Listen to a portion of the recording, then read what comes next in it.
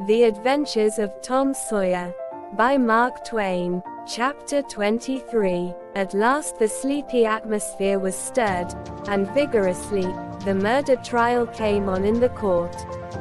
It became the absorbing topic of village talk immediately. Tom could not get away from it.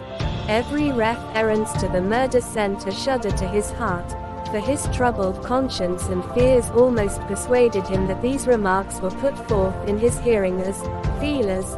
He did not see how he could be suspected of knowing anything about the murder, but still he could not be comfortable in the midst of this gossip. It kept him in a cold shiver all the time. He took Huck to a lonely place to have a talk with him. It would be some relief to unseal his tongue for a little while, to divide his burden of distress with another sufferer. Moreover, he wanted to assure himself that Huck had remained discreet. Huck, have you ever told anybody about that? About what? You know what? Oh. Course I haven't. Never a word. Never a solitary word, so help me. What makes you ask? Well, I was afeard. Why? Tom Sawyer, we wouldn't be alive 2 days if that got found out. You know that. Tom felt more comfortable. After a pause. Huck, they couldn't anybody get you to tell, could they? Get me to tell. Why? If I wanted that half-breed devil to drown me, they could get me to tell. They ain't no different way. Well, that's all right, then. I reckon we're safe as long as we keep mum. But let's swear again, anyway. It's more surer. I'm agreed. So they swore again with dread solemnities. What is the talk around, Huck? I've heard a power of it. Talk. Well, it's just Muff Potter, Muff Potter, Muff Potter all the time. It keeps me in a sweat, constant, so's I want to hide summers. That's just the same way they go on round me. I reckon he's a goner. Don't you feel sorry for him, sometimes? Most always. He ain't no account, but then he ain't ever done anything to hurt anybody. Just fishes a little, to get money to get drunk on, and loafs around considerable, but Lord, we all do that. Leastways most of us, preachers and such like. But he's kind of good. He give me half a fish, once, when there warn't enough for two, and lots of times he's kind of stood by me when I was out of luck. Well, he's mended pipes for me, Huck, and knitted hooks onto my line. I wish we could get him out of there. My, we couldn't get him out, Tom. And besides, 'twouldn't do any good, they'd catch him again. Yes. So they would. But I hate to hear em abuse him so like the dickens when he never done that. I do too, Tom. Lord, I hear em say he's the bloodiest looking villain in this country, and they wonder he wasn't ever hung before. Yes. They talk like that, all the time. I've heard em say that if he was to get free they'd lynch him. And they'd do it, too. The boys had a long talk, but it brought them little comfort. As the twilight drew on, they found themselves hanging about the neighborhood of the little isolated jail, perhaps with an undefined hope that something would happen that might clear away the difficulties. But nothing happened. There seemed to be no angels or fairies interested in this luckless captive. The boys did as they had often done before, went to the cell grating and gave Potter some tobacco and matches. He was on the ground floor and there were no guards. His gratitude for the gifts had always smote their consciences before. It cut deeper than ever, this time. They felt cowardly and treacherous to the last degree when Potter said, "You've been mighty good to me, boys. better than anybody else in this town. And I don't forget it, I don't. Often I says to myself, says I used to mend all the boys' kites and things, and show em where the good fishin' places was, and befriend em what I could, and now they've all forgot old Muff when he's in trouble.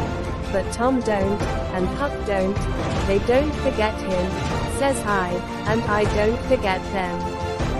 Well, boys, I done an awful thing, drunk and crazy at the time, that's the only way I account for it, and now I got to swing for it, and it's right. Right, and best, too, I reckon, hope so, anyway. Well, we won't talk about that. I don't want to make you feel bad, you've befriended me. But what I want to say is, don't you ever get drunk, then you won't ever get here. Stand a little further west. So, that's it. It's a prime comfort to see faces that's friendly when a body's in such a muck of trouble, and there don't none come here but yawn. Good friendly faces, good friendly faces. Get up on one another's backs and let me touch them. That's it. Shake hands. Yawn'll come through the bars, but mine's too big. Little hands, and weak, but they've helped Muff Potter a power, and they'd help him more if they could. Tom went home miserable, and his dreams that night were full of horrors.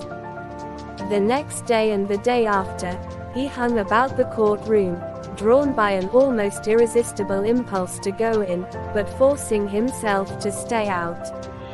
Huck was having the same experience. They studiously avoided each other. Each wandered away, from time to time, but the same dismal fascination always brought them back presently. Tom kept his ears open when idlers sauntered out of the courtroom, but invariably heard distressing news. The toils were closing more and more relentlessly around poor Potter. At the end of the second day, the village talk was to the effect that Injun Joe's evidence stood firm and unshaken, and that there was not the slightest question as to what the jury's verdict would be. Tom was out late that night, and came to bed through the window. He was in a tremendous state of excitement. It was hours before he got to sleep. All the village flocked to the courthouse the next morning, for this was to be the great day. Both sexes were about equally represented in the packed audience. After a long wait, the jury filed in and took their places. Shortly afterward, Potter, pale and haggard, timid and hopeless, was brought in, with chains upon him, and seated where all the curious eyes could stare at him. No less conspicuous was Injun Joe, stolid as ever. There was another pause, and then the judge arrived and the sheriff proclaimed the opening of the court. The usual whisperings among the lawyers and gathering together of papers followed. These details and accompanying delays worked up an atmosphere of preparation that was as impressive as it was fascinating. Now a witness was called who testified that he found Muff Potter washing in the brook, at an early hour of the morning that the murder was discovered, and that he immediately sneaked away. After some further questioning, counsel for the prosecution said, "Take the witness." The prisoner raised his eyes for a moment, but dropped them again when his own counsel said, "I have no questions to ask him." The next witness proved the finding of the knife near the corpse. Counsel for the prosecution said, "Take the witness." "I have no questions to ask him," Potter's lawyer replied.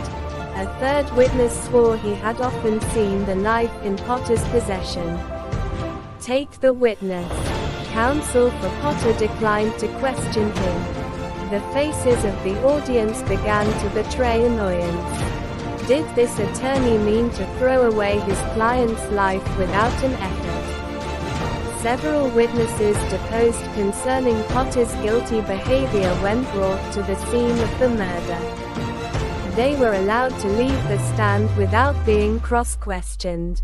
Every detail of the damaging circumstances that occurred in the graveyard upon that morning, which all present remembered so well, was brought out by credible witnesses, but none of them were cross-examined by Potter's lawyer. The perplexity and dissatisfaction of the House expressed itself in murmurs and provoked a reproof from the bench. Counsel for the prosecution now said, "By the oaths of citizens whose simple word is above suspicion, we have fastened this awful crime, beyond all possibility of question, upon the unhappy prisoner at the bar. We rest our case here." A groan escaped from poor Potter, and he put his face in his hands and rocked his body softly to and fro, while a painful silence reigned in the courtroom. Many men were moved, and many women's compassion testified itself in tears. Counsel for the defense rose and said, "Your Honor, in our remarks at the opening of this trial, we foreshadowed our purpose to prove that our client did this fearful deed while under the influence of a blind and irresponsible delirium produced by drink. We have changed our mind. We shall not offer that plea." Then to the clerk, "Call Thomas Sawyer." A puzzled amazement awoke in every face in the house, not even excepting Potter's. Every eye fastened itself with wondering interest upon Tom as he rose and took his place upon the stand. The boy looked wild enough, for he was badly scared. The oath was administered. "Thomas Sawyer, where were you on the 17th of June, about the hour of midnight?" Tom glanced at Injun Joe's iron face and his tongue failed him. The audience listened breathless, but the words refused to come. After a few moments, however, the boy got a little of his strength back, and managed to put enough of it into his voice to make part of the house hear. "In the graveyard.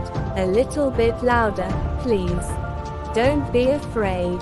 You were in the graveyard." A contemptuous smile flitted across Injun Joe's face. "Were you anywhere near Horse William's grave?" "Yes, sir." "Speak up. Just a trifle louder." "How near were you?" "Near as I am to you." "Were you hidden, or not?" "I was hid." "Where?" "Behind the elms that's on the edge of the grave." Injun Joe gave a barely perceptible start. "Anyone with you?" "Yes, sir. I went there with." Wait a moment. Never mind mentioning your companion's name. We will produce him at the proper time. Did you carry anything there with you?" Tom hesitated and looked confused. "Speak out, my boy. Don't be diffident. The truth is always respectable. What did you take there?" "Only a dead cat." There was a ripple of mirth, which the court checked. "We will produce the skeleton of that cat. Now, my boy, tell us everything that occurred. Tell it in your own way. Don't skip anything, and don't be afraid." Tom began, hesitatingly at first, but as he warmed to his subject his words flowed more and more easily. In a little while every sound ceased but his own voice. Every eye fixed itself upon him. With parted lips and bated breath the audience hung upon his words, taking no note of time, wrapped in the ghastly fascinations of the tale. The strain upon pent emotion reached its climax when the boy said, "And as the doctor fetched the board around and Muff Potter fell, Injun Joe jumped with the knife and crash. Quick as lightning the half-breed sprang for a window, tore his way through all opposes, and was gone.